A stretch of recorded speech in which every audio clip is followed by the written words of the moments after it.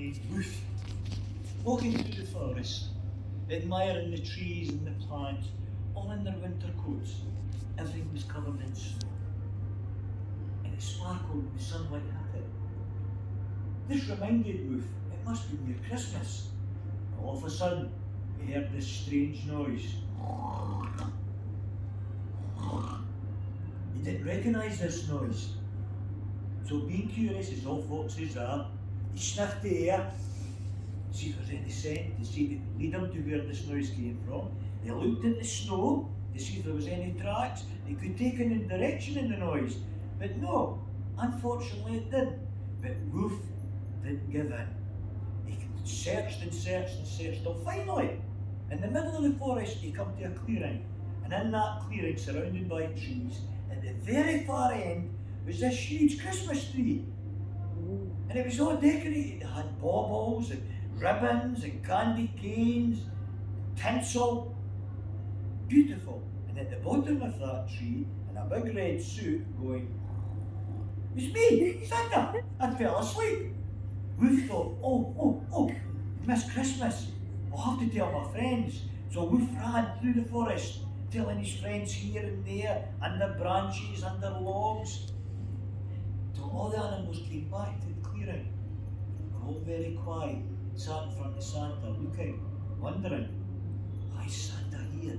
Why is he sleeping? All except one noisy, chattery, bad-tempered, mischievous squirrel that made that much noise it woke Santa up. Santa yawned, he stretched, and he cleared the sleep from his eyes. And when he looked, he seen all the animals. And he went, wow. Ruth said to Santa, Santa, have we missed Christmas? Santa, wow, I laughed that much, my sides hurt.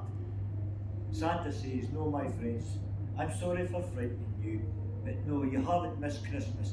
Santa was trying to get fit for Christmas Eve because I had all the presents to deliver. And I thought I'd go for a walk, but I went too far and I seen this beautiful Christmas tree and I thought I'll just sit there and have a rest. But I fell asleep. So no, you haven't missed Christmas. But can I tell you a story?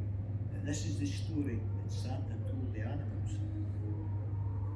It happened long ago in a place called Bethlehem.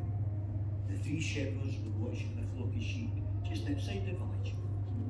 The night was quiet and still. And all of a sudden, this bright star appeared in the sky.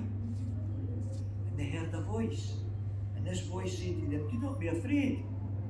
For tonight, I have good news for you. Because tonight in Bethlehem, Jesus Christ child will be born. I have sent my only son to show my love for mankind. So follow the star and it will lead you to a stable. So the shepherds followed the star and it got brighter and brighter. And they walked through fields, they walked up mountains, round forests, past villages, until the star stopped. And below the star was a stable. And in that stable was a manger. And what was in the manger? Can you tell me? Anybody know? It was the baby Jesus. The shepherds knew this was the Son of God and they knelt down and prayed. That's what happened in Bethlehem when the Christ child Jesus came on Christmas Day.